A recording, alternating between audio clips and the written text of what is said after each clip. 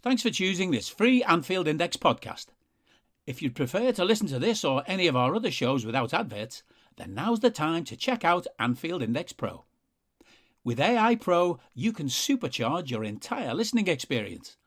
You'll not only get all of our podcasts without the ads, but you'll have them far faster with our quick publish feature available exclusively for subscribers. AI Pro also puts you in the heart of our sound studio, with an option to listen to many of our shows live and interact with the podcasters in real time as the shows are recording. Upgrading couldn't be easier. AI Pro is available on all popular podcast platforms, and we have our own apps for Apple and Android. Just head on over to AnfieldIndexPro.com and get started today. Hello and welcome to your post-match Raw on AI Pro, podcasting to you from my field here in nighttime, beautiful rural Ireland. I'm Trev Downey, and joining me to give their reactions to Liverpool 2, Ajax 1 in the Champions League from Anfield are Dave Hendrick and Hari Sethi. Dave, I'm going to keep this brief. Thank Christ for that. Yeah, very much so, Trev. Very, very much so. I mean, I think we deserved the win. I think the performance was absolutely deserving of the win. I thought we were by far the better team. I thought they looked very haggard at times in the first half. They looked panicked. They were falling down and pretending to be injured because they wanted to slow the game down because they couldn't cope with us. They changed their left back and their left side centre back early because Mo was having blind for dinner, and they put Bassi out there. I thought the movement of Jota, Diaz's threat from the left, all had them backpedaling endlessly. I thought, look, we could do a 5-hour pod now on Thiago, because that was a magnificent performance by the Spaniard in midfield. He was just on a completely different level to every other player on the pitch. And look, we made it a little bit more difficult than we should have, but I just can't see any way that anyone could make an argument that we were comfortably the better team tonight. Yeah, it's not a viable position to adapt at all. Every statistic backs it up, the eye test backs it up, and the scoreline in the end backed it up, but just a little bit too narrowly for my liking. The only thing I would say is that we do seem to have that ongoing issue around a certain amount of frailty in defence. But their goalkeeper also seemed to have like his lucky rabbit's foot and his lucky horseshoe and whatever else people used for luck with him tonight, because he made 3 or 4 saves where the ball just hit him and he didn't really know a whole lot about it, and he got very, very lucky on 3 or 4 different occasions, whereas in a normal game they just go in and we win that comfortably. Yeah, even one time there was a shot that came in, it was a fairly decent dig, and he parries it well, and one of their own players drives it back goalward and it just manages to go straight into his arms again. So they had an element of fortune about them, and I look forward to breaking all that down.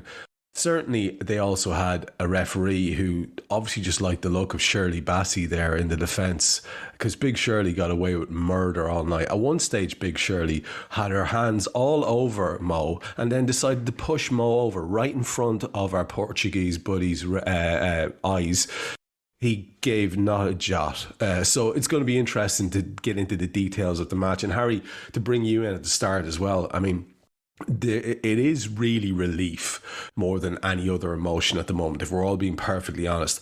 I can honestly say that the reaction I had to Joel's goal at the celebration, whatever the hell came out of me, Harry, I'm a bit scared of myself. I think I went a bit sort of cross-eyed at one stage. It was very intense. It was like, thank God for that. That was so needed. And of course, we went on to have to watch Fab easing a lad off the ball in the 94th minute in our own box. So we still didn't make it easy for ourselves. I don't want to say it's a mixed bag. I totally get where Dave's going. And yet you can see how if the sort of bad vibes that had been around the place had continued, you wouldn't have been surprised if that had been a 1-1, or if they hadn't nicked it with a Daily Blind header across the face of goal or something like that.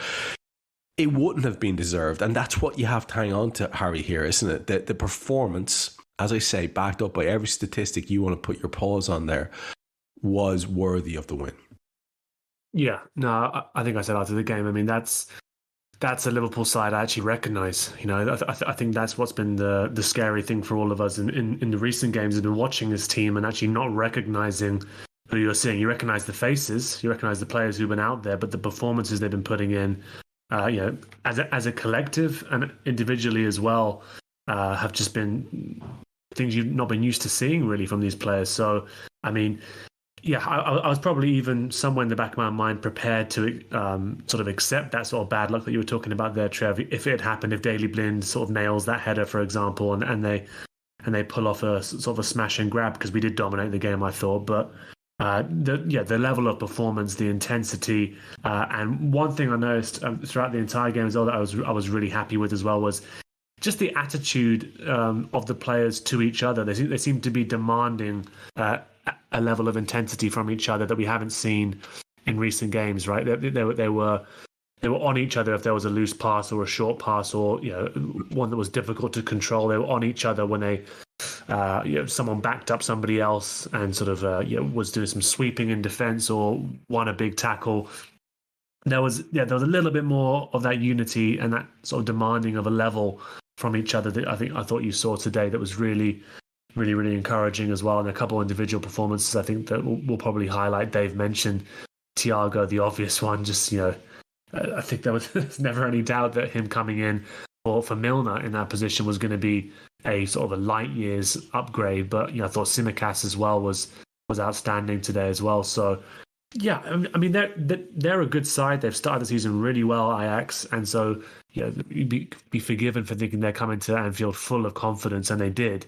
But yeah, I do agree with sort of the majority here. I thought they did struggle for large portions of that game, and were quite lucky.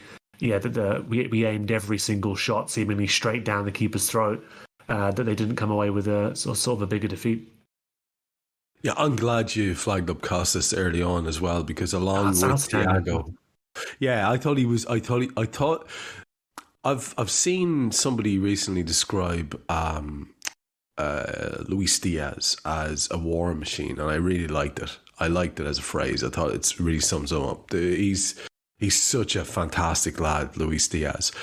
But Costas has that dog in him as well, and he backs it up as well with a good touch and great pace and great determination and all that type of thing. And there was a few times, and I'm going to just extend a wee olive branch early on in the goings here to Trent Alexander-Arnold as well. In a couple of 1v1s defensively, he did brilliantly, as did Costas. And it was then linked on and continued on and launched counterattacks from those 1v1 wins in defence. So both of the lads will have gotten something from that. And I don't know about you, Harry, but it's Andy Robbo is Andy Robbo. He will always have probably the Indians or the dibs on the position. However, maybe he does need a time out of the spotlight. Maybe the injury is not a bad thing, because this kid is fantastic. And I love the idea of Andy Robbo having to up his standards to be better than Costas. That's only good for us. Yeah, no, I think we spoke about it at points last season as well. We've definitely spoken about it before around, you like to believe that you're watching your manager employ like a meritocracy and in football sort of often managers talk about that sort of stuff, but in reality you rarely see it. And I think there are plenty of opportunities or plenty of points at last season where we've seen sort of Tsimikas reach a higher level consistently than perhaps Robbo has done for periods of the last couple of seasons. And yeah, I think that's been one of the things that we've been bemoaning, haven't we, over the past few weeks. The players who have been putting in poor performance levels, just starting game after game after game for no, when there have been in certain positions alternatives that have been available. So I'm not digging I'm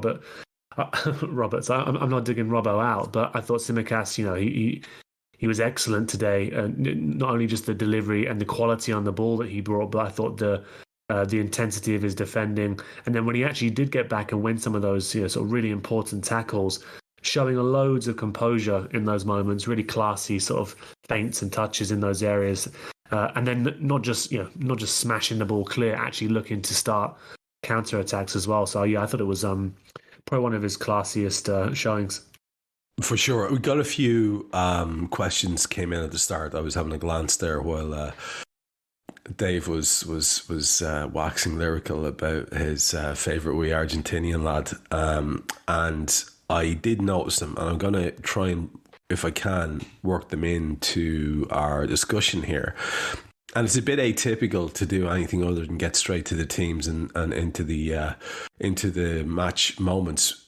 But I'm just seeing something here that's come in from Ali in the chat, and he's talking about a lot of people digging Darwin out for his performance this evening. And I'd like us to have our usual balanced discussion about this, even if it is a balance because one fella goes one way mad and one fella goes the other way mad. Here's where I am on Darwin Núñez and his contributions to date, and especially tonight. If we take tonight as a sort of a microcosm of it, you're going to see what you want to see. Obviously, that's the law of the jungle. I must be the exception to that, because all I wanted to see was Darwin Núñez doing brilliant things, and he actually, in this particular cameo appearance tonight, scared the living shit out of me with some of his touches and how uncertain he was looking as he was driving towards bylines and stuff like that. That said, as the game went on, there did seem to be a vast improvement in what it was that he was doing, and he was involved in a couple of major opportunities. I don't know if it's fair in the slightest to fault him for the missed chance that he did have, but I would say we do need to have a certain amount of balance here, because people are, I suppose, expecting that we're immediately going to get primo superstar, silky touched wonderkind, worthy of the, obviously we all know he cost $100 million gazillion dollars, because that's quoted all the time. So just to get that kind of out of the way early, I want to get a take from both of you on Darwin and his goal. Harry, I'm with you, so I might as well stay with you. What did you make of him this evening, or more to the point, what have you made of him in general so far? Yeah, I mean, I would have liked to have seen more of him, I think, and I think the more that we see of him and the more that he plays, the more he's going to become accustomed to the players around him. Obviously, he's training and he's been here for a while now, but I think this is maybe eight appearances. Maybe I'm wrong on that, but in terms of starting games, I mean, I think that's the only way in which he's going to actually really get accustomed to the ways in which this team play, some of the interplay with the forwards that he's going to be starting with, sort of understanding sort of how to dovetail with them as effectively as possible. I was similar to you, Trev. I thought he looked a little bit rusty when he came on, a couple of loose touches, sort of maybe struggled to get up to the pace of the game immediately. But then after about maybe 5-10 minutes, if we're being generous, I thought he did start to grasp sort of how he could be effective in the game. There were a couple of moments there, as you mentioned, there he was involved in some big moments. There was the obviously the miss, and you want him to be getting up to speed to a point where he's bagging those regularly. I think he might always be a player that looks slightly awkward just because of sort of the size of him and the fact that he's actually he's quite quick for his size as well. But I thought the chance in particular where he makes a good run, gets the ball, drags it back, and then actually nearly sets up Diaz for a tap in. Again, sort of showing that he was getting up to the speed of the game, understanding how he could be more as effective as possible. I think it's going to take time. I think the fact that he was signed the same summer as the likes of Haaland, who's much more sort of established and sort of the player who he is, I suppose, at the moment. He's always going to get these comparisons. I think there's always going to be some harsh judgment both ways, but so far I'm not too unhappy with what I've seen, apart from the fact that he missed God knows what 3 games because of his own stupidity, or not realizing that the player was taller than he thought when he squared up to him. But, I think it will come when maybe that's because I want to believe that, but I can see enough promising signs. I mean, I certainly don't come away from that thinking, God, that was awful. We've been conned. We saw about half an hour of Darwin this evening, Dave, and just to get your take on it, Harry there has said, pretty much the same as myself. At the start, you were kind of wincing a little bit. And I'm just being honest. I want to be honest about this because I felt the lad that I was watching there had a sort of a lack of sophistication in the things that he was doing and the touches that he was making. And then, I remember the great things I've seen from this player. And I watched him on the left and I thought, God, I'm really not sure what we're getting here. And again, it's a small sample size. Like I said, was it probably less than 30 minutes, Dave?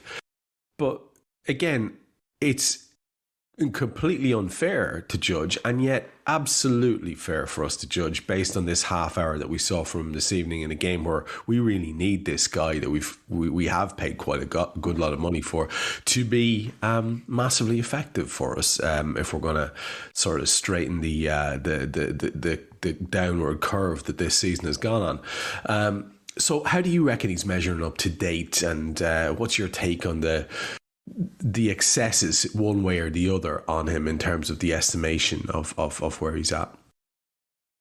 Today was Darwin's 6th appearance for Liverpool, including the Community Shield.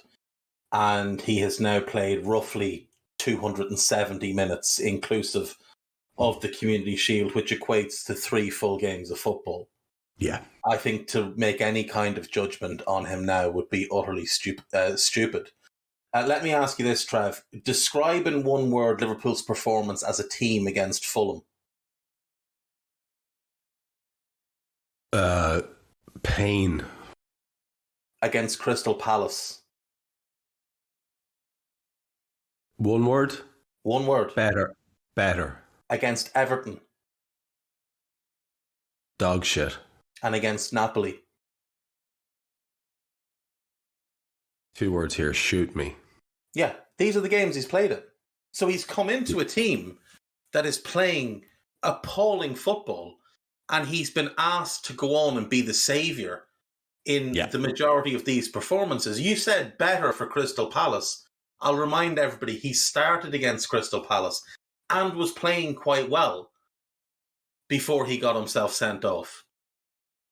He came on against Fulham and he changed the game. He got a goal and an assist to get us back into that game. He scored in the Charity Shield, tore Man City apart in his 29-minute cameo, or however long it was.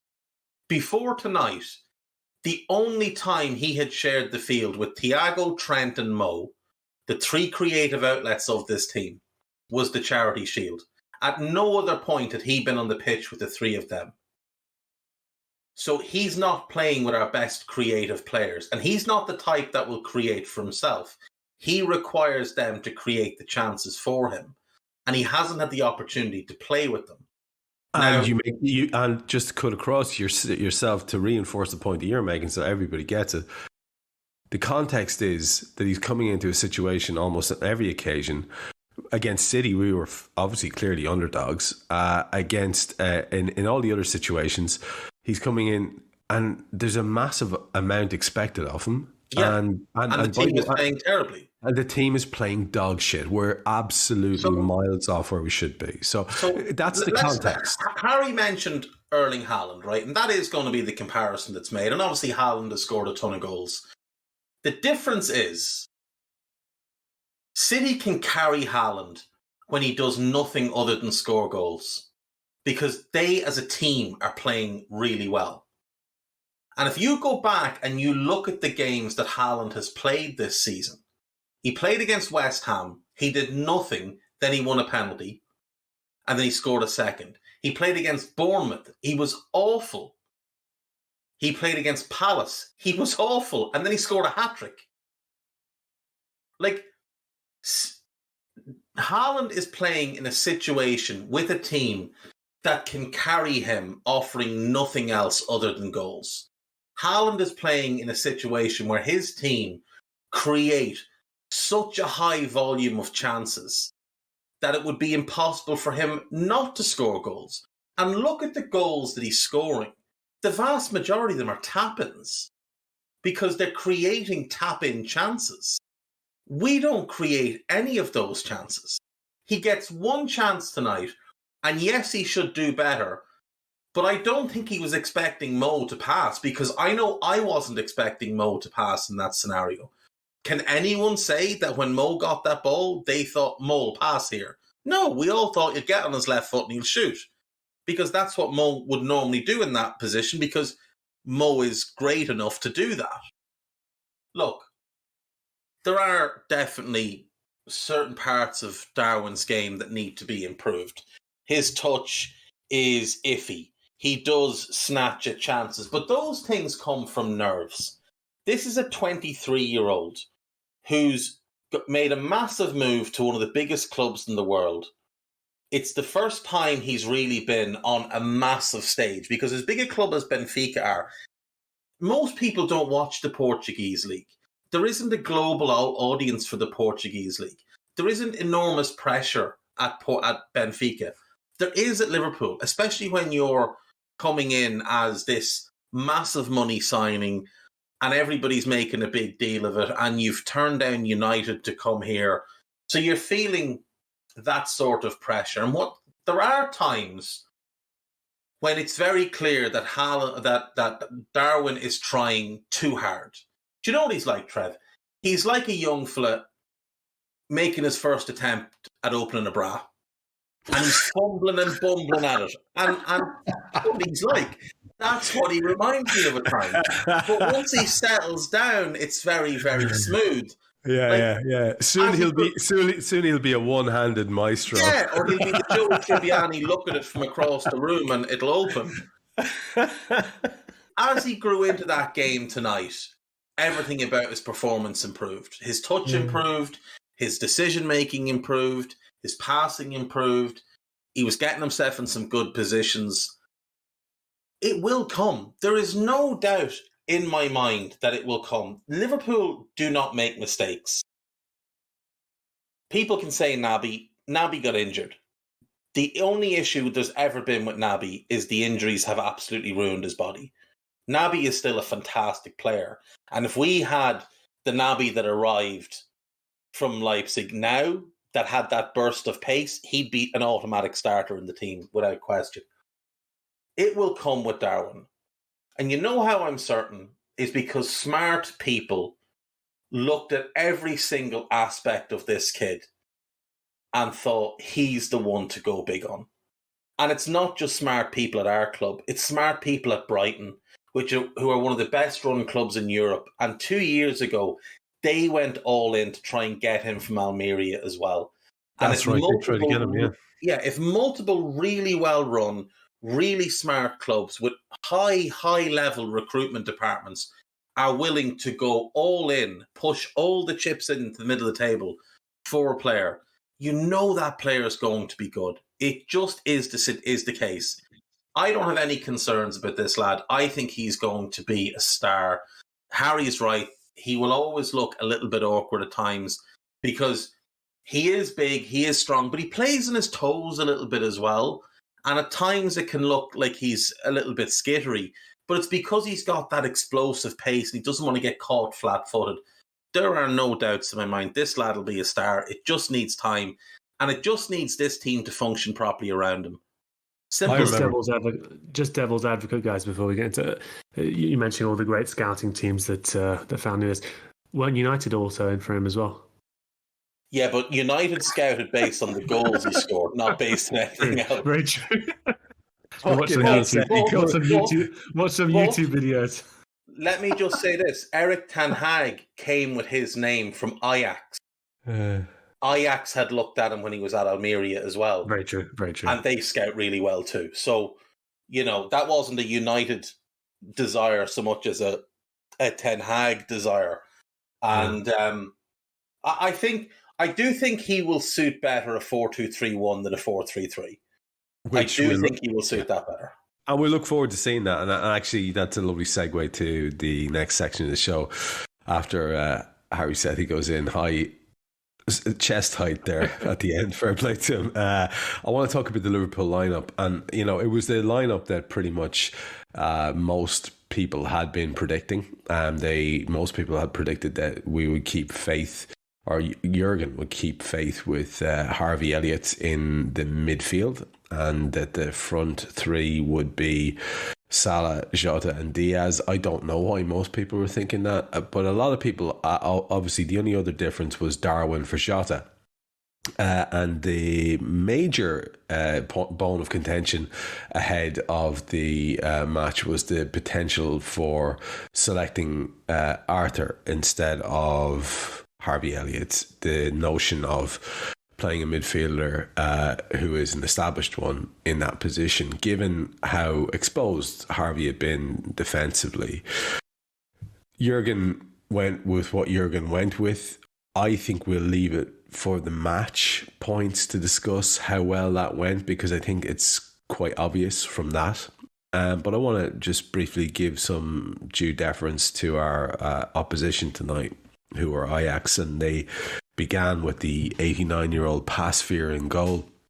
And this kid has been, I say kid because I'm older than him, so I can, has been playing obviously quite well, if perhaps a little underemployed, as Ajax have been storming to the top of their division and doing very well in the opening round against Rangers, scoring 4-0 against them. They had Wrench. You've got to love these names, by the way. I'm sorry, but you've got to love these names. Wrench and Timber and Bassi. And all I could think of straight away was Shirley and Blint. And then they have Berghaus, Alvarez, Taylor, and Tadic, Kudus, and Bergwijn. And I listened, Dave, to you and Carl chat about Ajax and what they might be and what they might do, how they might line up. I listened to you on your show. I listened to Carl and Guy talk about it on Scouted. And I think the only thing that was confusing some of you guys was like who possibly might be the first sub, because most people were going with that as their lineup. On the bench, they have Stecklenburg, they have Davy Klaassen, they had Brobby who came on, Ocampos, who I heard on both shows sort of high praise of as a signing. Kaplan, Luca, Sanchez, Grilic who came on, Bass, Regier, Magellan. I'm going to start just briefly with yourself, Dave, because I heard you go through it. And I'll go to Harry then, and then we'll get into the incidents of the match. You'd have to say, to be fair, this is an incredible model that this club has. I don't know if I mentioned it on a recent show, but I was so fascinated talking to Jan about... Basically, Jan went to Ajax as a kid. And he was scooped up as the best young Danish talent or European talent available, and so let's get that guy over here. So he does, around a year. Cruyff's there. It's it's ridiculous. The level of talent there at the club at the time is bananas. Team names that everybody would be familiar with from 1980s football. And in fact 70s football as well. And he does his season there. Obviously they win. Cruyff leads them to the title. And at the end of the season, he gets hooked and he's told Jan, listen man, we're going to sell you. We're going to sell 2 other lads as well. So here's your choices. And they're still fucking doing that. That was 1984, Dave. They're still doing that. And Ajax won 3 back-to-back Champions Leagues or European Cups, as it should still be known, in the 70s with Cruyff. A remarkable side, a remarkable club with a huge status in the game. But they've landed this model that sees them offload their best players in a way that seems like frivolous. It seems fucking insane. And yet every single time they rebuild in a way that is both sustainable and effective, they're so admirable as a club. You have to say that. They are. They're a model club. And just to throw out 2 names that Jan played with at Ajax, Marco van Basten and Frank Rijkaard, 2 of the players that defined the 80s. And Ajax have continued to produce incredible talent and find incredible talent since the likes of Bergkamp and Kluivert and Jari Litmanen and Van der Vaart and Schneider and Huntelaar and Suarez and just all these names down the years that were incredible. And, we all remember, well, most of us, I think, will remember their European Cup winning side of 95 under Louis van Gaal, which was, one of the best teams of the entire decade of the 90s. Produced the likes of Seedorf and Davids and, again, Kluivert and Overmars was part of the team. It was just a phenomenal group. And Jari was in that team as well, right? And Jari was in that team, and Finidi George and the two De Boers. And funnily enough, Daley Blin's father, Danny, and Rijkaard were the centre-backs, and Michael Reitzig was the right-back, and Edwin van der Sar was the goalkeeper. It was a great team. Like, the balance was incredible. And they've just had this ability to find talent from the age of, 6 to 20 consistently and bring that talent in and nurture it and develop it. And when you look at that team that's lining out there tonight, you've got Wrench at right back, he's 2021, Julian Timber, 2021. They both came through the academy. Calvin Bassey, Brendan Rodgers decided he wasn't going to make the grade at Leicester, let him go to Rangers on a free. Developed at Rangers, was outstanding for them, and Ajax paid 20 million to get him in the summer to replace Martinez that went to United. Kenneth Taylor, who I still just don't believe is a Dutchman in midfield. He's also 2021. Kudus is, I think, 22. They brought him in from Nordsjælland a couple of years ago. He played against us a couple of years ago in the Champions League and hurt his knee, and he'd arrived as massively high prospect, hurt the knee, and Ajax kind of took off under Ten Hag while he was out and were playing really well, and he never really got kind of a consistent run again. And they were going to loan him to Everton in the summer, but Schroeder decided to keep him and has been rewarded because he's been excellent. But, players like Dusan Tadic, for example, came to the Premier League. It didn't work. Ajax snapped him up, and he's been incredible since he's gone back there. Steven Bergwijn came to Spurs. It didn't work. Ajax snapped him up, brought him back. He's been really good this season. So they just do this really, really well, and they've built a pretty strong squad. The only area I would say has some issues is the goalkeeping position, because Pasveer is 38 and Stecklenburg, who's the number 2, is 39. And that's not an ideal situation. I did have a moment tonight where, Pasveer, head of grey hair, 38 years of age, and I thought, he's just too old. And then realised I'm nearly 2 years older than him. I nearly had to go to bed. So, it is one of them. But, even you look at the bench and there's just more young talent and more clever signings. Like Florian Grillitsch, really good midfielder, was at Hoffenheim for years, linked to a bunch of clubs in the summer, but he's had some injuries and it scared a couple of clubs off. I believe he failed a medical at Brighton. But Ajax thought, you know what, we'll take a gamble. We'll get him in.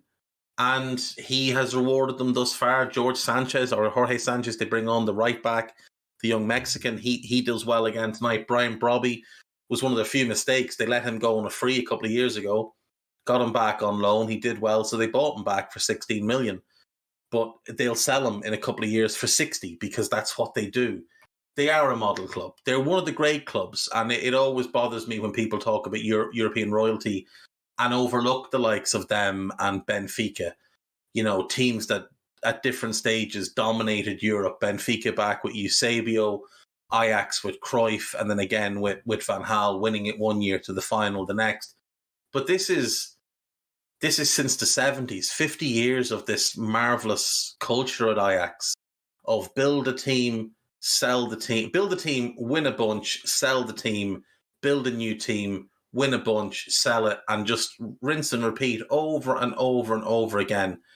And they're one of the great clubs, and I love when we draw them because I think it's important that we can recognise what a phenomenal club this is. Yeah, it's a classic European encounter, and I think the kind of people you're talking about there are, and I hate to say it, but Liverpool fans in the ranks, the people who believe that football was invented in 1993. And I can't help people like that. So, Harry, we should start the details of the match before it gets too close to midnight.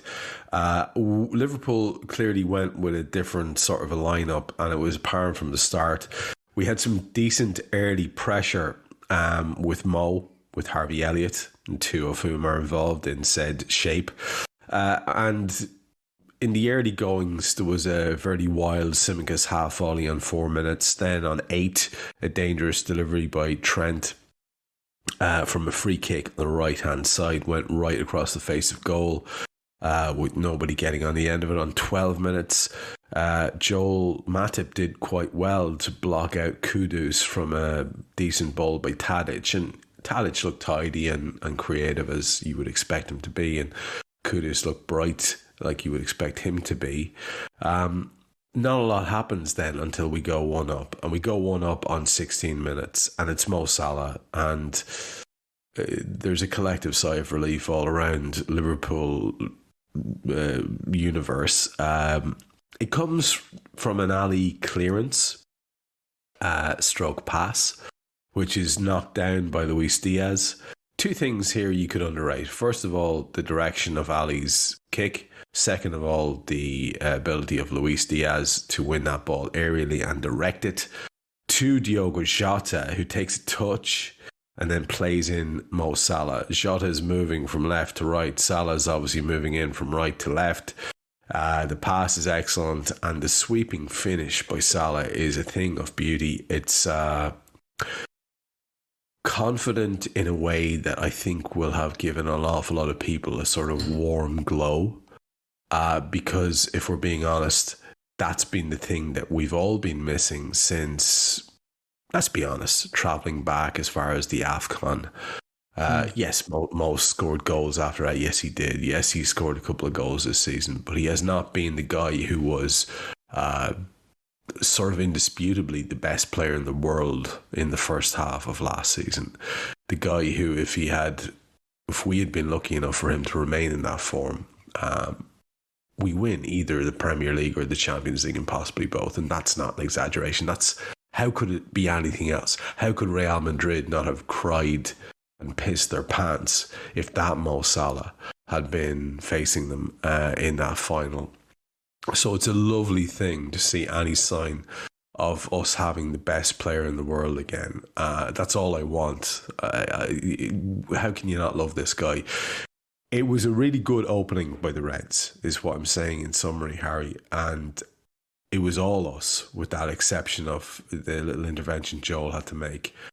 And that in and of itself, and us scoring the first goal in the game, now we're starting to get back to where we need to be, because that was a pattern that was starting to stick in the craw, right?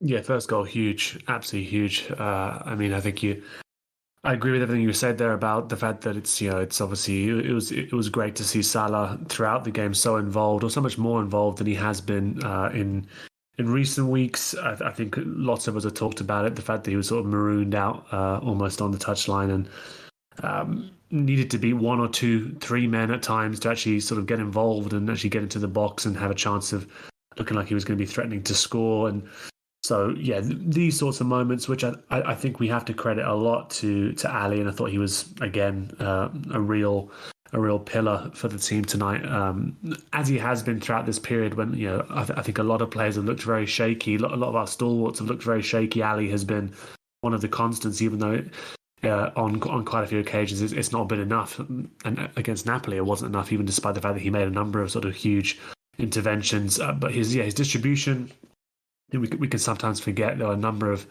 points today where quick distribution, excellent passes from a goal kick, sort of half volleyed straight into the player's path.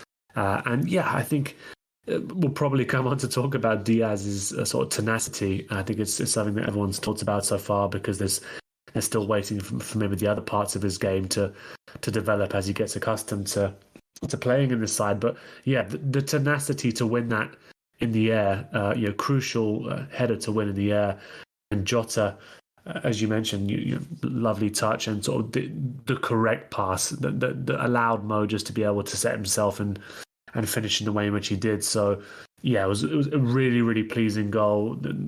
I wouldn't really have cared who scored it in regards to it being the first goal and that being hugely important. But yeah, the nature of the goal, I thought everybody involved in it and the way in which Mo sort of sweeps it home in the end, really, really positive. And yeah, I think it was only about 30 seconds prior to that, the crowd were singing Salah's song.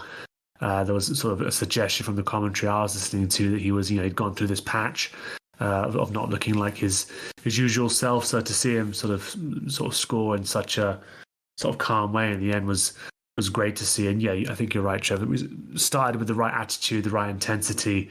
A couple moments where it sort of maybe looked a little bit nervy, but that's to be expected considering the game that we'd come off. But yeah, it looked like we had the right attitude from the off. Let me put you on the spot for a second and ask you about Diogo Jota, because I was really pleased with his contribution there, like you were.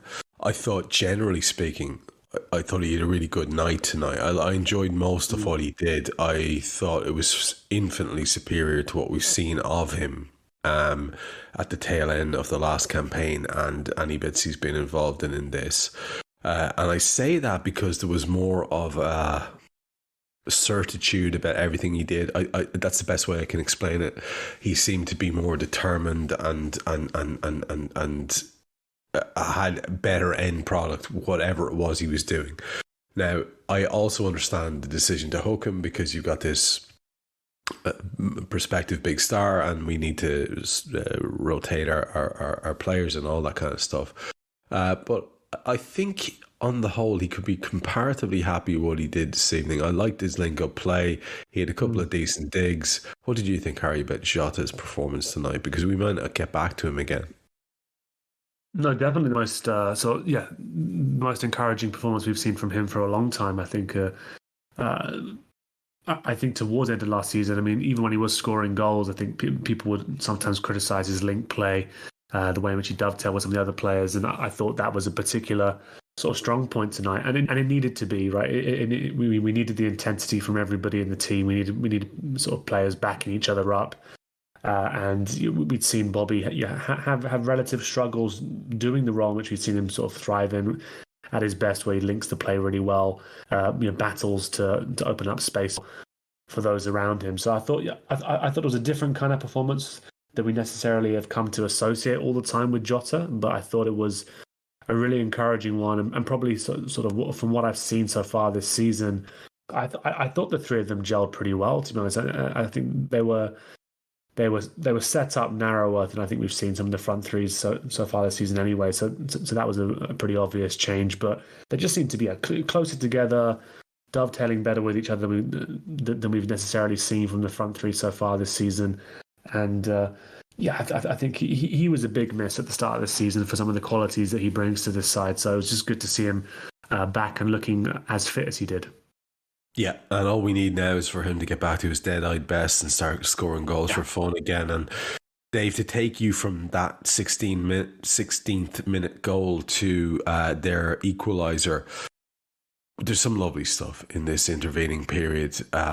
Thiago, who was the outstanding footballer in the park, on 20 minutes, he just does Tadic up like a kipper.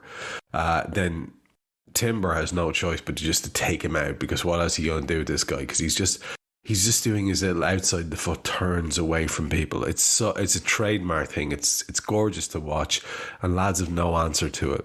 21 minutes, Tsimikas has a ball that's knocked down by Van Dijk, and Luis Diaz drove narrowly wide across the face of goal from right to left. It possibly could and should have done better in terms of his placement if we're being really ruthless. 22 minutes, fantastic work again by Thiago. This time we see Jota with the shot. It's a good hard dig. It's a few yards wide, if we're being honest. And on 23 minutes, Ali, who was fantastic with his distribution all night, pings a ball out to Jota on the left-hand side.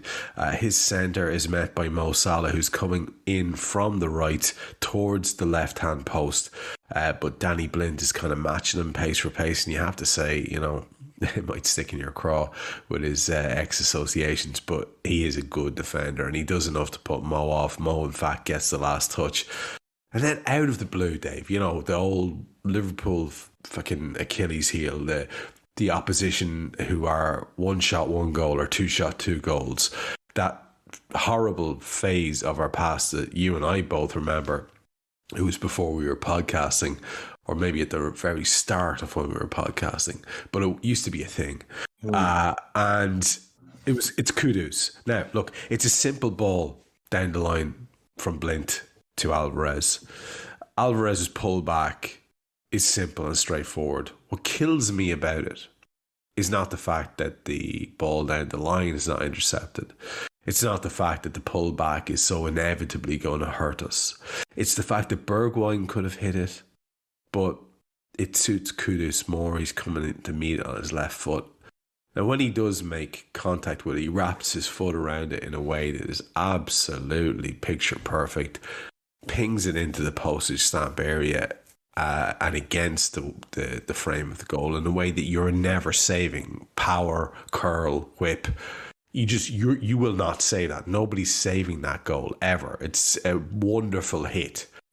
It's everything that leads up to that hurt me in my soul. I'm going, why are we still so fucking vulnerable to one attack? They had one attack, Dave. So there's a bit of context there. We're doing wonderfully. There's some beautiful play by the Reds. I described some of it there. Thiago's majestic. Mo's doing well. Simicas is doing well. Jota's to the fore. And then we cough it up like that. What's your take on that part of the match? I've said to you before, you're only ever as good as your weakest link. And unfortunately, when you play Trent at right back and Harvey Elliott at right midfield, you have quite the sizable weak link defensively. Berghuis makes the run down the wing. No one goes with him. Not really sure why. Bergwijn is standing about 3 yards behind Harvey. Harvey's far too focused on the ball and doesn't realise, and then doesn't track him. So Bergwijn just runs into a central area. Fabinho doesn't get across quick enough. Trent, I assume Trent is trying to block the ball back towards Blind, because otherwise his positioning makes no sense. Because he should really have, when you're looking at... He should have gone with Bergwijn, yeah. He should have been aware and he should have tried to get across. Or Alvarez, right? Wasn't it who did the pullback? Yeah, Alvarez. He should really have matched the run of Alvarez, shouldn't he? Yeah, but the ball is played behind him and Matip goes to meet him. So my assumption is that Trent holds back thinking he's not going anywhere from that corner. He might try and play it back to Blind. I'll block that pass. But Bergwijn makes that run from right behind, literally behind Harvey. Like he's about 3-4 yards behind him. Makes that run. Harvey doesn't go with him. Trent is doing whatever it is Trent is doing. Fab doesn't get across quick enough. And the ball is played into Bergwijn. Kudus takes it off his toes. And like you said, I mean, it's picture perfect. The strike is unbelievable. The power he generates and where he puts the ball. There's no keeper in the world that's saving that. But we've seen it time and again. Like Harvey, as talented as he is absolutely awful defensively. Absolutely awful defensively. He doesn't have any awareness. He's no spatial awareness, no tactical discipline, no positional discipline or awareness. He's far too ball focused. And because he doesn't have a whole lot of strength or pace, he can't recover the way we would require in that position. That's not to knock on the kid, because he is just a kid, and he's not the one picking himself. But he's just not up to the task required in that role off the ball. He had 5 ground duels today and lost all of them. I mean, that's not a good sign. You know, you're just a little bit too small, a little bit too weak. The fact of the matter is, Trev, Harvey Elliott isn't a midfield player. He's a winger. He is a winger. He will remain a winger. And Klopp can try and stick feathers up his arse all he wants. He's not going to turn him into a chicken. Do you know? I know. He can play him in midfield all you want. He's not going to be a midfielder. Certainly not anytime soon. And certainly not within a time frame that's going to benefit this team. he can offer different things on the ball, and there was moments today where he got on the ball and he got the ball moving and he was jinking in and out and making things look really good, but off the ball he is a complete liability. And with how Trent is tasked with playing and how high up the pitch he has to get, it's just not feasible for us to have Harvey in that role, because normally Joel can slide across to right back to cover for Trent. Fab will drop in at centre back, and whether it's Henderson, if he's in position, Naby, whoever in that right-sided role, will just drop back into central midfield and form a double pivot with whoever the left-sided midfielder is. And we've been doing that since Ginny Wijnaldum was at the club. Like, Matip or Gomez would go to right back, Fab would drop to centre back, or even just a little bit in front of Virgil, and the 2/8s would close in as a double pivot, and they just hold things together. And we did it when it was Henderson, Fabinho, and Wijnaldum. We did it when it was Thiago, Fabinho, and Wijnaldum. And it made us near bulletproof in transition. Now, we stopped being bulletproof in transition last year because Henderson's legs have gone. He's become quite the liability defensively himself because he doesn't have the legs. He was like Harvey. He's a ball watcher as well. He's far too drawn to the ball, but Henderson had that power and that pace to get back into position that Harvey just doesn't have. And unfortunately, it's cost us today. It's not solely his fault, but it is a big factor. Trent needs to do better. Fab needs to do better, but Harvey just needs to do the fundamentals, and he can make some sort of intervention in that build-up. I think that's absolutely fair, and it's not hanging the kid out to dry because he's being asked to do a thing that he's not actually capable. He's never done before. He's never done it before. He is a kid, and he is a kid, and it's important to remember he is 19 years of age. So I'm not blaming him in the slightest. He in truth shouldn't know where he's meant to be at this point in his career because, like I say, he is a winger. His midfield career comprises of about 15, 16 games. Well, he's a winger. That's it. And the people, you'll find lunatics who are probably because of something as simple as a price tag who are going all out to eulogize every single touch and defend every single thing that Darwin Núñez has done and not be in any way critical at all. And they will be hanging Harvey out to dry, and these balance is where it's at, folks. I suppose is what I'm saying. The first half, after that, there is a Trent half volley, to be fair, from about 30 yards, which is just narrowly over on the half-hour mark. On 35 minutes, Trent puts in a corner. Virgil, we won everything in the air. Virgil stoops to head it powerfully at goal, but it's a great save, to be fair, to their decrepit goalkeeper. And then as the ball parries away from him, an Ajax player is moving back towards his goal. I'm not sure who it was, and directs the ball back towards his own goal from that parry, and it goes straight to the keeper. And you, at that stage, as Dave said earlier on, you're starting to look and wonder, is it going to be one of them? 41 minutes, Joel goes on one of his adventures. He puts in Luis Diaz. Luis Diaz plays it to Trent. And Trent's shot with his left foot when he cuts in is saved. And he has a rebound effort with his right foot and goes out for a corner kick. From that corner kick, Virgil heads into the ground and the ball hops up into the keeper's hands. The second half, Harry, begins like this. Bergwijn has an early opportunity to pull the ball back to Kudos, and there's Mo Salah tracking back and making a vital intervention. That's how the second half starts, if we're going to be perfectly honest about the way that things went. But from that, we break, and Jota carried the ball a great distance, beating men as he did so, and hit a hard dig. But it was low and hard, and you mentioned early on so many of our shots are at the keeper. I think I mentioned the stats at the start. I went down my way to talk about the stats. Liverpool had 24 shots tonight to Ajax's 3. We had 10 shots on target to their 1, and 58% of the ball. So that's a little bit of context for what we're chatting about here. To continue, Harry, a little bit up as far as halfway of this half.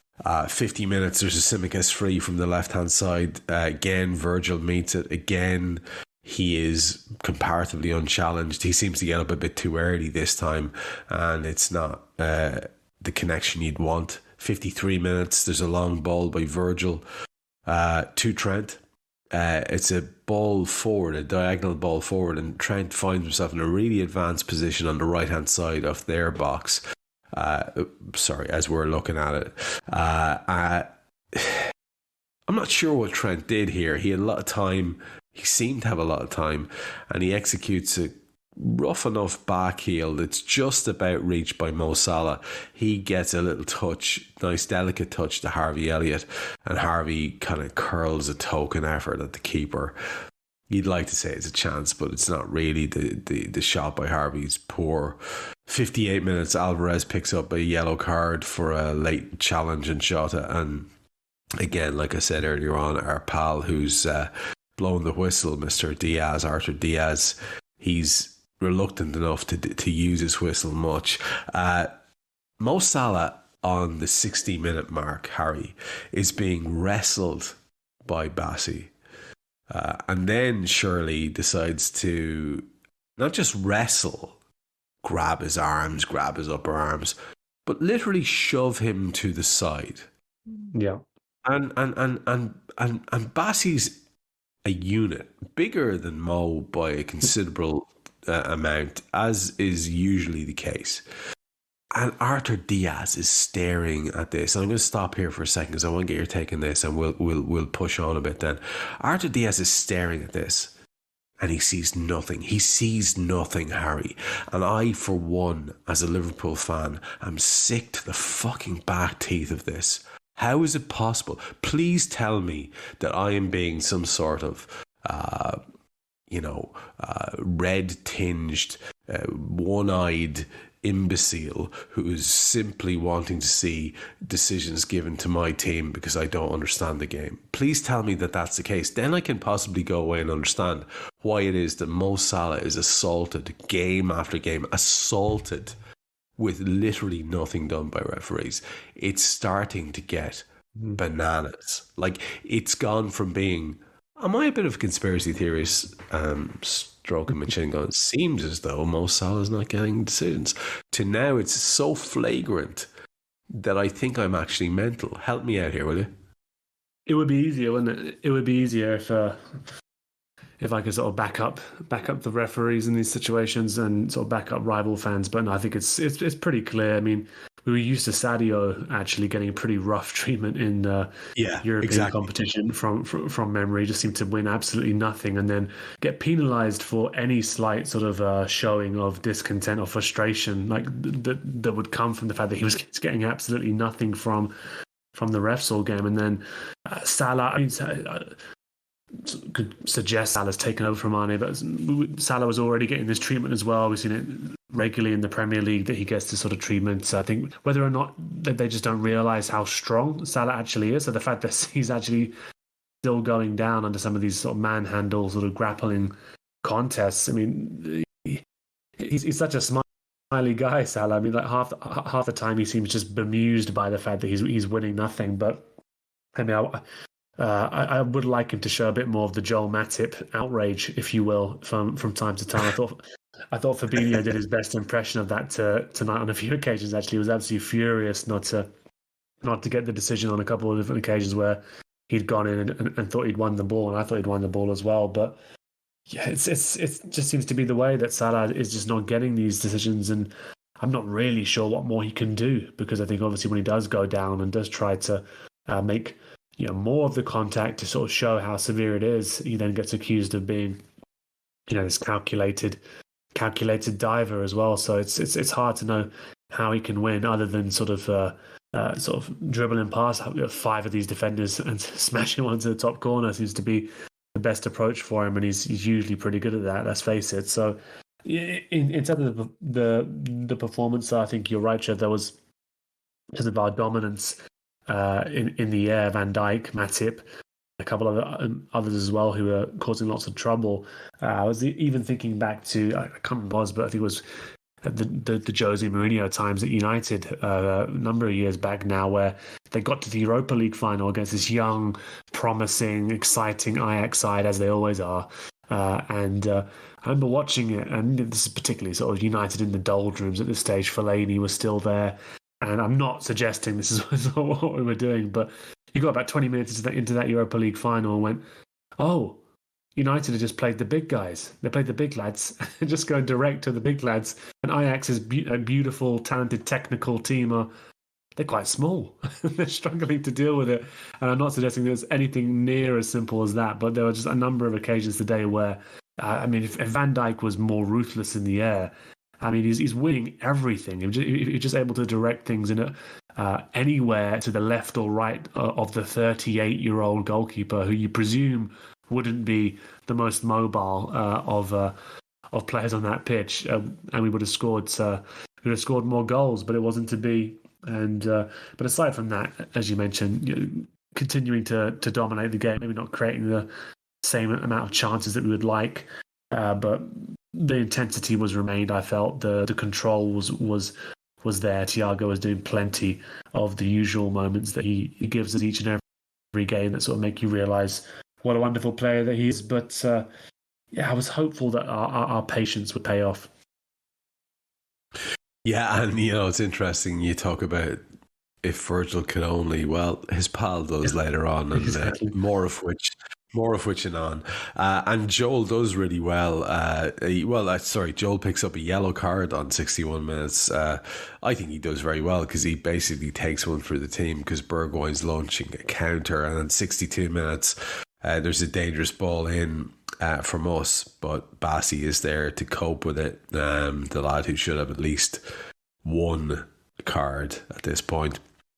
63 minutes, Mo gets in, but he's offside. He's not actually offside when you look at it. The flag went up, and Harvey Elliott misses the rebound that happened from that. Then, Dave, to turn to you and talk about the next chunk of the match. We do our triple sub on 66. A double sub, excuse me. Bob and Darwin come on for Harvey and Jota. And you can see exactly where that's going. That makes sense in a way. You can see why he would be doing that.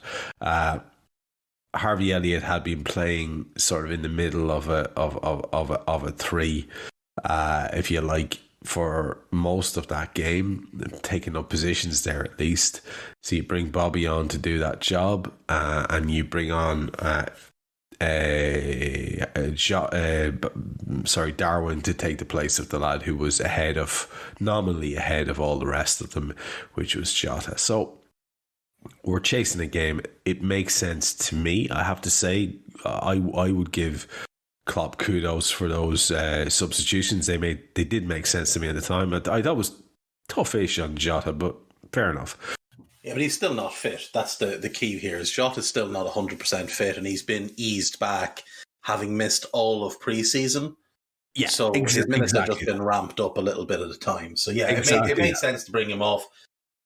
Bobby made sense, but at the same time, I would have preferred to have seen Carvalho than Bobby, because I thought the movement, the foot speed would have been what we needed in that kind of situation, because we went to the 4-2-3-1, and interestingly now, that is 3 games in a row where we've gone to 4-2-3-1 late in games. We did it against Napoli, we did it against Everton, and I'm hopeful it's something that Klopp is working on in view of switching the shape to 4-2-3-1. Can I ask you, did you not think that for a long time when Harvey Elliott was in the field that was effectively what we were doing as well? Because he looked to me to be in that position. Yeah. Oh yeah, but look, you look at any game we played last season, and the right-sided midfielder was playing further advanced, and Fab and Thiago or Fab and Naby or whoever it was. Of course, much to your consternation, and we've had that conversation many times. But I wondered to the point that I thought it was a deliberate move. I'll be honest with you. Oh no, I think it is a deliberate move. It's just you're also meant to get back. But you're definitely right. Harvey was playing sort of ahead of the other two from the right half space into the middle. So with bringing Bobby on, you're just sort of expanding the area that player is going to cover, because Bobby will cover all the way across. And Harvey was trying to at least stay diligent in his defensive work by staying to the right-hand side. It just made it sort of, we're playing for a skewed 4-3-3 with Harvey operating in this space and Fab and Thiago as a 2. But now we're actually playing a flat 3 behind the striker without sort of the freedom that Harvey had. So, yeah, I mean, I liked the move. Like I said, it made sense to bring Bobby on, but I would have preferred it to be Carvalho, because I just think Ajax, the one area I thought we could have joy was to run off the back of their midfield, because it happened a couple of times in the game where our players got the far side of their midfielders. Like even Thiago, who's not the quickest in the world, he got beyond their midfield a couple of times and they couldn't catch him up. And I thought if Carvalho could get into those spaces on the half turn, they'd have absolute nightmares. And him going at their defenders would cause the defenders to either push towards him or back off him. And either way, he's going to have a pass to Mo, a pass to Darwin, a pass to Diaz, or a shooting opportunity. Whereas with Bobby, Bobby's dog slow these days, so he's not going to run away from anybody. I think it's a fair point, and I can see exactly why lots of people, including myself, were thinking that would be interesting if we went for Carvalho there in the nominal 10 role. But he went with Firmino, and to be fair to Firmino, he's done a lot this season to justify that. So that's how it worked out. And in terms of incidents between that and the end of the game, or at least the big moment that we're going to build towards, I've made a couple of notes here. Darwin Núñez did struggle early on with his touch. One of them in particular led to a break. Kudus was in. Ali saved. Fair play to him at the near post. It was a good save, but it was an offside anyway. But we know how important those things are psychologically, and I was glad to see it. Joel headed over a Trent corner on 73 minutes, one to note. On 74 minutes, however, we could have just fucked the whole game up, because Blint arrives at the back post to head a Tadic cross back across the face of goal and narrowly wide. And we're opened up. And it's coming from the same area again, and you're just wanting to shout into whatever is around you, whether it's a vacuum or a pillow or whatever. It's just not okay. We need to fix that. And we've changed the personnel at this stage. We need to fix that. On 77 minutes, Thiago did a lad up like a kipper and had a shot, but was straight at the keeper. Bassey's going down. They're all going down at different stages. On 82 minutes, Matip carried the ball well into their half. He plays it to Bobby Firmino. Bobby plays it to Mo. And this is where Darwin has a chance to roll it home. But as you said earlier on, Dave, I think it's fair. It was a split-second move, and our striker could possibly be forgiven for expecting that his pal was going to take an effort on goal.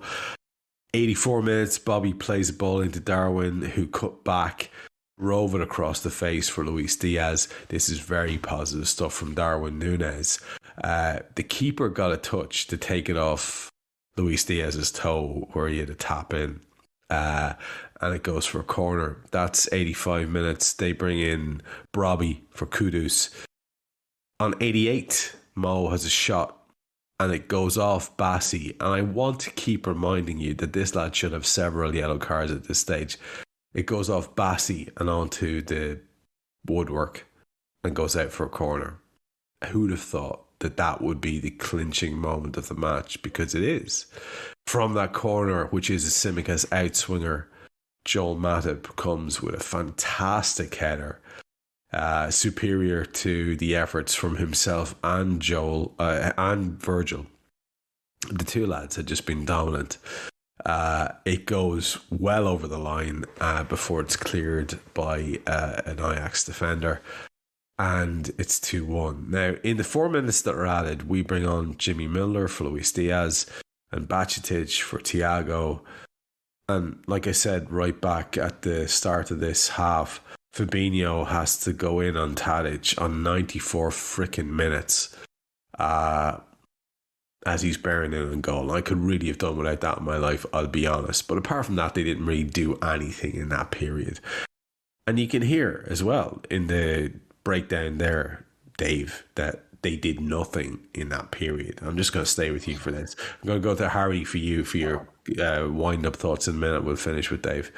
But just on that section of the match, man, clearly the Joel Matip goal is it's a moment of wonder that we can all like revel in. I think it's well deserved.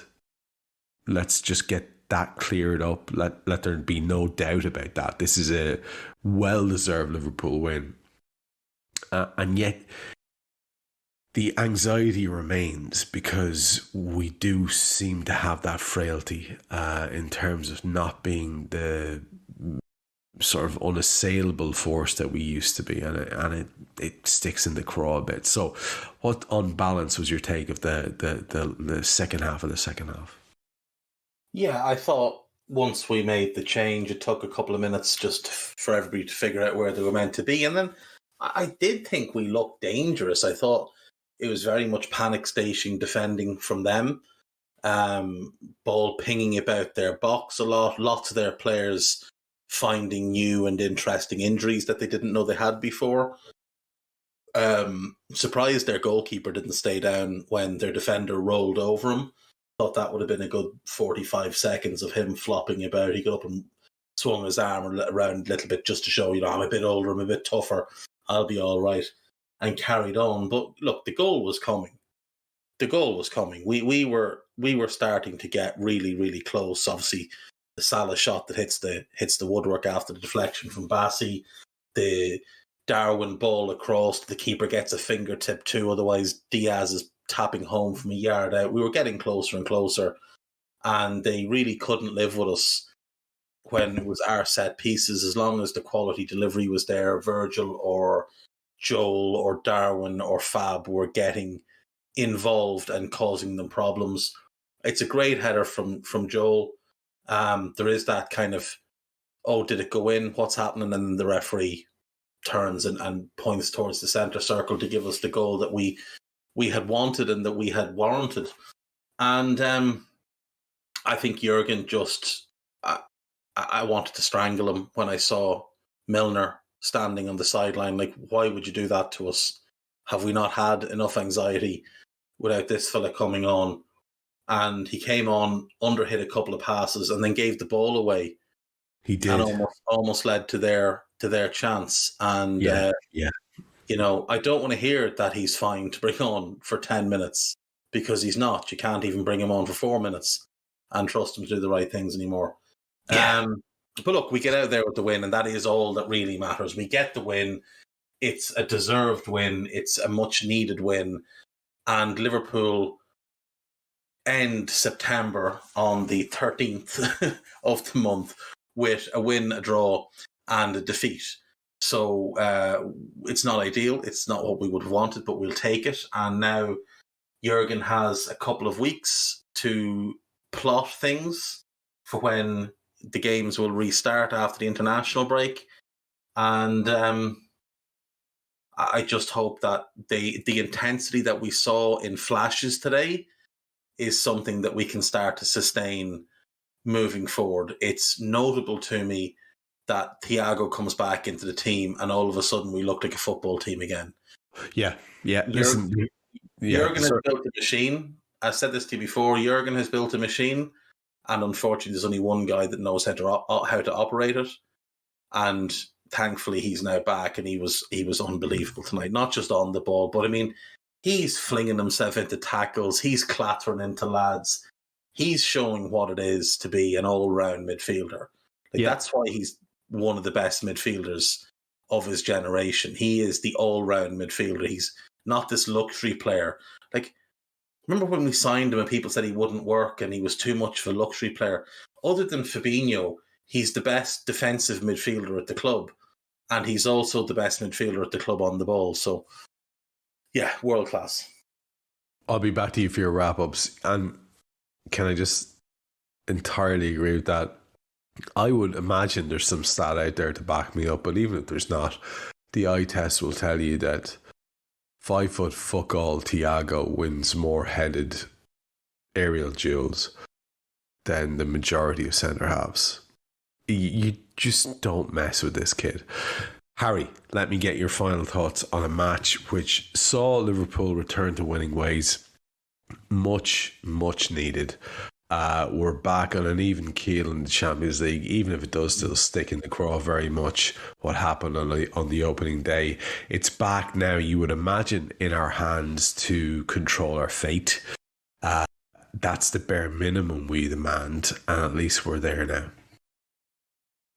Yeah, hard not to be delighted when Joel Matip scores sort of a late winner for you. I think it's we've discussed many times the different sort of the different types of joy Joel Matip can provide, whether it be sort of quirks in the way in which he plays or sort of moments like that. Even though he sometimes has a 50p head when we're watching him from set pieces, but was delighted to see him come out drunk. You can see the players as well, clearly adored in the dressing room as well. So a huge win, really important in terms of the actual performance as well.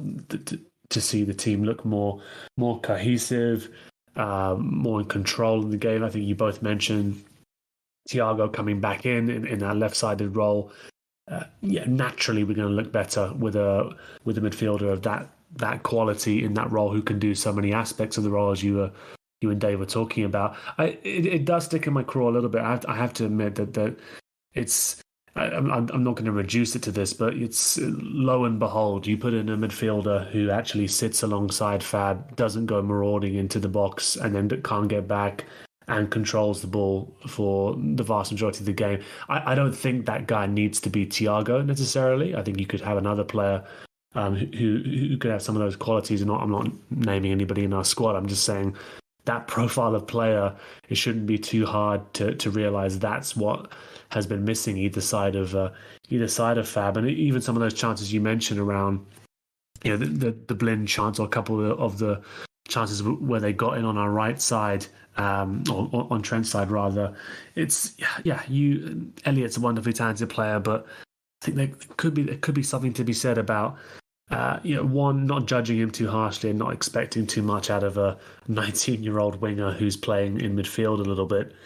And actually demanding that, in those positions you play midfielders who understand the role and are capable physically and mentally of doing the role. I don't think, I'm not trying to reduce the issues that we've been going through to something as simple as that, but it does stick in my craw a little bit that once we get sort of a vaguely sort of functioning midfield unit back again with one of the world's best midfielders, let's be fair, that it suddenly looks like things make a little bit more sense and we're able to sustain attacks in a better way than we have been able to. So I'm hoping that we're learning the right lessons from this, and I'm hoping the coaches are learning the right lessons from this as well. They know much more about football than I do, but it would still be great if they didn't bring on James for the final however many minutes it was.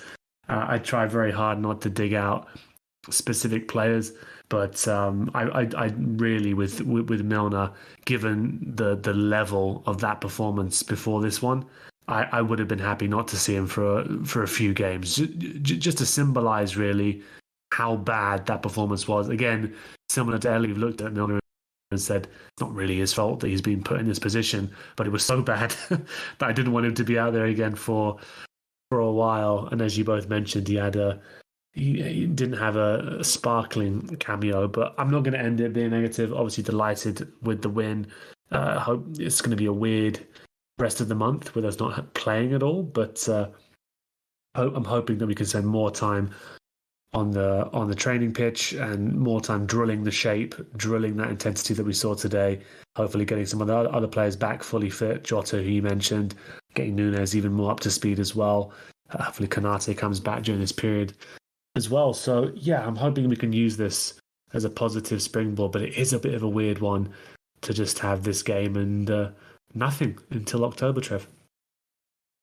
Yes, so weird. And we on the channel, so that you know if you're listening live or not, will be filling up that time period of useless international football with lots of good content. So don't worry about that. I heard Dave flagging earlier on his show that myself and himself will be doing on the books. I know Harry will be pitching in. We will all endeavour to create as much content as we can for you.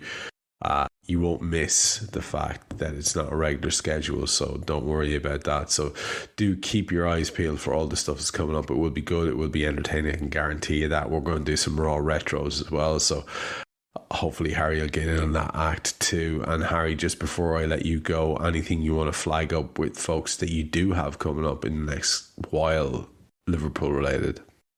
Yeah, so obviously there's a couple rival recons that have been queued up ahead of some of these games that have been suspended, so they'll be out obviously when those games come back. But I think I might be doing some check-in shows as well with some of the do that sort of top 5, top 6 series at the start of the season. I may just check in with some of them to see how they're actually feeling in terms of how certain clubs have started the season. We know it's been turbulent for a number of them. In some interesting ways. Chelsea was a show that we were going to do prior to this, what was supposed to be this weekend's game anyway. I think there's plenty to catch up with them, so that yes, there could be some sort of brief check-in shows with the top 6 to see how they expected to start the season and how they actually have started the season as we enter into this sort of weird break ahead of the international break. Fantastic. And if you have any sense about you at all, you will pay attention to everything that Mr. Sethi is doing by way of podcasts. A lad who knows exactly what he's doing when he's putting a show together. Great to listen to always. And Dave, take us home in terms of your final thoughts and any plugs you have for the week. Just very, very happy to have gotten a victory. And we now get a couple of weeks without having the pain of watching us potentially lose football matches. And hopefully by the time games come back, this team have remembered who they are and remembered how to string a run of games together. You know, you win a game, you win 2 games, that's back-to-back victories. You win 3, all of a sudden, it's a winning run. And that's positive. That's what we want to see. Just Kieran 9-9, the one game Joel Matip scored in that we didn't win, that was a draw, was the Community Shield. He scored against City. Game ended in a draw, but we did lose on penalties. I believe that is the game in question. As for me, 2-footed every day, daily red every day. There'll be a couple of scouteds that we'll do over the break. We might have a look at the World Cup, maybe, and some players to watch and things like that. And they'll be on the books with yourself, and we'll get a couple of raw retros in as well, and we'll get plenty of content for folks. 100%. Myself and Dave are going to be chatting about the Roy Keane book next, and we're going to get that one out to you over the weekend, so that'll be rolling into the start of the dark period, which is next week and the fortnight that entails. So look, let's wrap it up at that point. It's been fantastic to talk about a Reds win, which was deserved, which had no qualifying issues, which had a dramatic last minute winner. I will take that every day of the week. I've been Trev Downey. That was Dave Hendrick. That was Hari Sethi. Guy Drinkle was producing. We'll be back with you soon. We hope you enjoyed listening to this Anfield Index show. Please be sure to subscribe to our channel so future podcasts find their way to your device automatically. There's nothing quite like fan engagement, and we'd love to know what you think of anything discussed on this show. The best way to get in touch is over on our free Discord community, where both podcasters and listeners debate the hottest LFC topics 24/7. Sign up free now at anfieldindex.com/Discord. You won't regret it. You can also follow us on Twitter @Anfield Index, and find us on Facebook by searching for Anfield Index. Oh, and before you go, we'd love it if you could leave us a 5-star review on your favourite podcast app. It only takes a couple of seconds, and it means the world to the people who create these free shows.